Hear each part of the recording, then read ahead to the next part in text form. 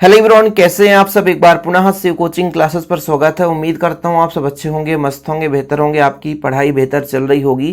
Class 11th physics में बच्चों chapter second चल रहा है सरल रेखा में गति, जिसमें एक महत्वपूर्ण प्रश्न करने वाले हैं कि एक समान गति के लिए स्थित समय ग्राफ खींचिए। क्वेश्चन सीधा सीधा पूछता है बच्चों, स्थित समय ग्राफ। ठीक है, कभी कभी बेग समय ग्राफ पूछता है, कभी कभी स्थित समय ग्राफ। तो आज आप लोग स्थित समय ग्राफ सीख लेंगे बहुत ही सिंपल तरीके से। ग्राफ खींचने का तरीका क्या होता है बच्चों, जैसे मान लीजिए आप किसी भी बाइक से जा रहे हैं या किसी भी गाड़ी से जा रहे हैं, तो जैसे जैसे समय बढ़ेगा बच्चों तो कहीं ना कहीं आपकी स्थिति भी बदलती जाएगी। जैसे घर से आपने निकला, टू व्हीलर से जा रहे हैं, तो 5 मिनट में आपने कहा 1 किलोमीटर चले गए। फिर 10 मिनट में हम और आगे 1 किलोमीटर मतलब 2 किलोमीटर तक पहुंच चुके हैं। फिर आगे जो समय बढ़ता जाएगा आपकी दूरी बढ़ती जाएगी। तो यदि हम उसका ग्राफ खींचेंगे तो तरीका, ग्राफ खींचने का तरीका मैं यहाँ पे आपको समझा रहा हूँ, थोड़ा सा देखिएगा। जैसे बच्चों हम कह रहे हैं कि एक ये आपकी स्थिति हो गई, ये मैं कहता हूँ इधर समय है। ठीक है, 1 है, 2 है, 3 है, 4 और 5। इधर मान लीजिए दूरी 1 किलोमीटर है, 2 किलोमीटर, 3 किलोमीटर, 4 किलोमीटर, 5 किलोमीटर। तो ग्राफ खींचने का तरीका ये है कि जैसे मैं कहता हूँ कि 1 मिनट में इधर ये मिनट है ना, 1 मिनट में आपने 2 किलोमीटर दूरी तय कर लिया, तो इसका ये मिलान बिंदु हो गया। फिर बच्चों 2 मिनट में आपने 4 किलोमीटर दूरी कर लिया, तो फिर ये मिलान हो गया। इसको आगे बढ़ाएंगे, ये मिलान हो गया। फिर आपने कहा 1 मिनट में फिर से हमने और दूरी तय कर लिया, तो ये मिलान हो गया। फिर इसको हम क्या करते हैं, सभी को मिला देते हैं, तो एक ग्राफ बन जाता है। तो समय के साथ कहीं ना कहीं दूरी में परिवर्तन होता है, तो एक प्रकार से एक ग्राफ हो जाता है। तो ऐसे ही यहाँ पर भी हम निकालेंगे स्थित समय ग्राफ, यानी समय के साथ किसी वस्तु के स्थिति में क्या परिवर्तन होता है। एक समान गति का मतलब होता है कि यदि 1 मिनट में 2 किलोमीटर चलता है तो अगले 1 मिनट में फिर से 2 किलोमीटर चलेगा, फिर अगले 1 मिनट में फिर से 2 किलोमीटर चलेगा। मतलब समान समय अंतराल पर जब समान दूरी तय करता है तो आपका वो एक समान गति कहलाता है। तो यहाँ पर बच्चों एक समान गति के लिए ही यहाँ पर स्थित समय ग्राफ खींचेंगे, है ना। मतलब समय के साथ वस्तु की स्थिति क्या है। जैसे यहाँ पर आप देखो ये मूल बिंदु है, और जैसे जैसे इधर आगे बढ़ेंगे तो ये समय को रिप्रेजेंट करता है बच्चों, समय को। तो यहाँ पर हम लिख सकते हैं समय।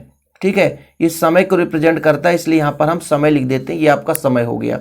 फिर बच्चों यदि हम बात करें ऊपर की ओर जाता है तो ऊपर स्थिति को रिप्रेजेंट करता है, तो यहाँ पर आप लिख दो स्थित। ठीक है, क्या स्थिति। अब स्थिति में हम पॉइंट इसलिए नोट नहीं किए, नहीं तो फिर लिख सकते थे 10, 20, 30, 40, 50, 60, 70 ऐसे लिख सकते थे। इधर आप लिख देते 1 minute, 2 minute, 3 minute, 4 minute, 5 minute, ऐसे आगे चलकर लिख सकते थे।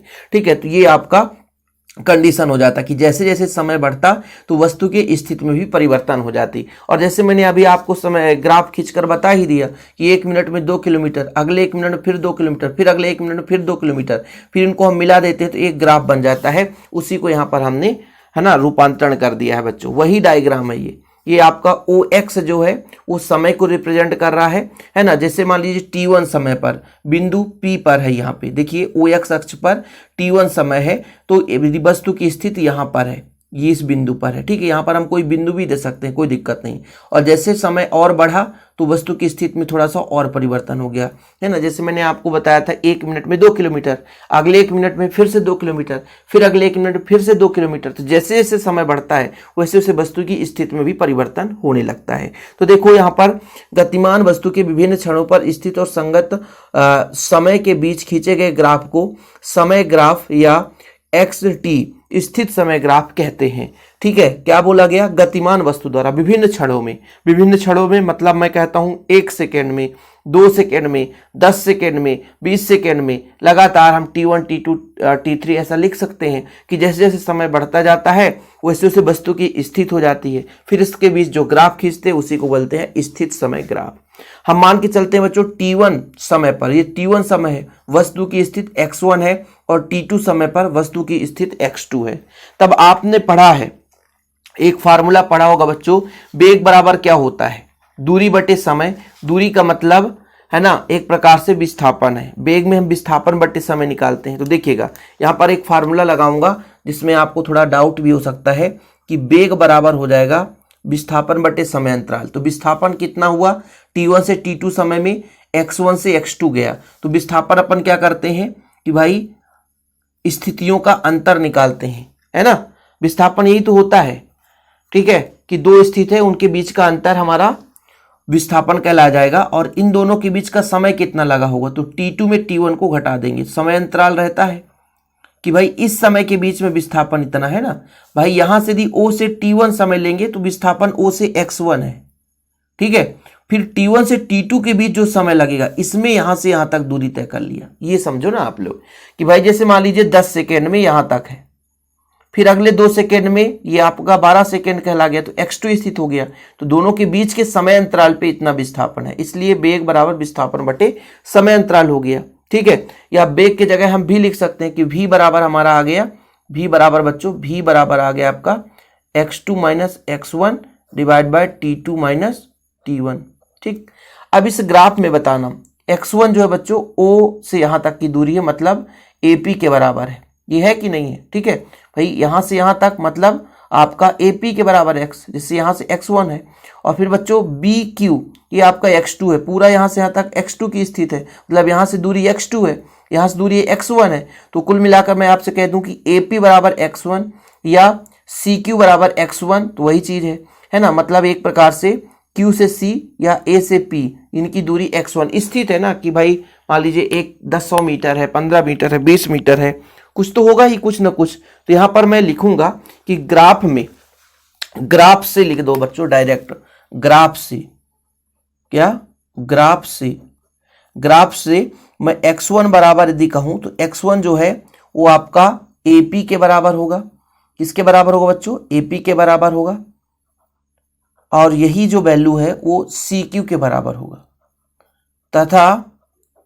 तथा बच्चों x2 जो है वो किसके बराबर हो जाएगा, BQ के बराबर होगा, ठीक।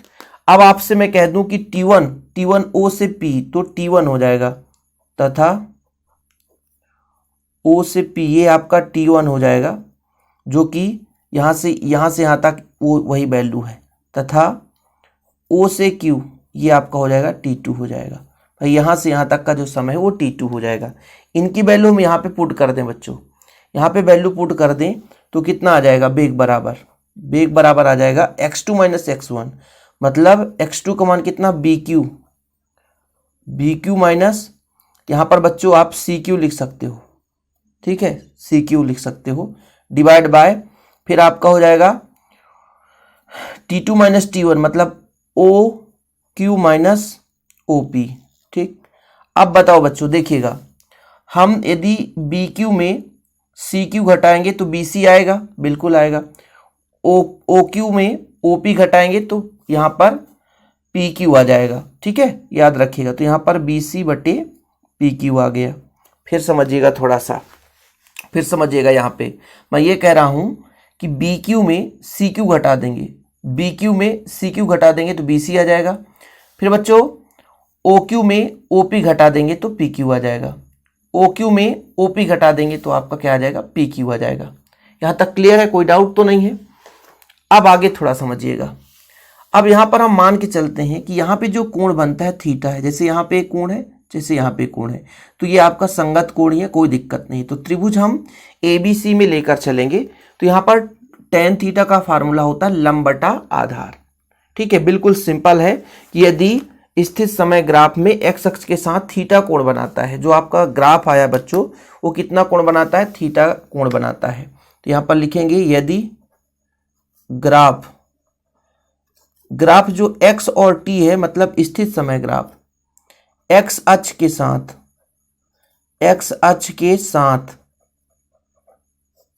थीटा कोण बनाता